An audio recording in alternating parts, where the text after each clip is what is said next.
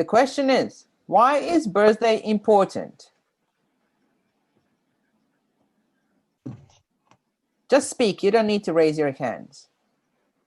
Because that celebrates the day you were born, the day you began to exist, the day you first took your first breath, the day you took your first breath.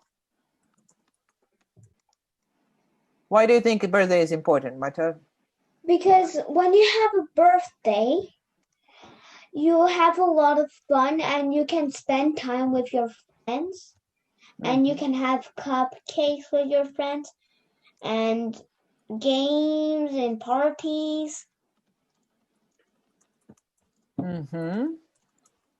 Also, you have music, treasure hunts, and a lot of stuff. A lot of stuff. Do you have that stuff every day? Yeah. Nah. So it's a special day. That is what makes it so special.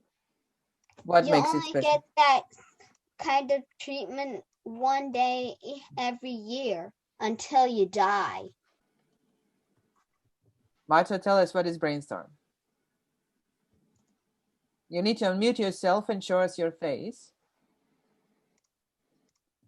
A brainstorm is like writing down what you want to do. Yeah,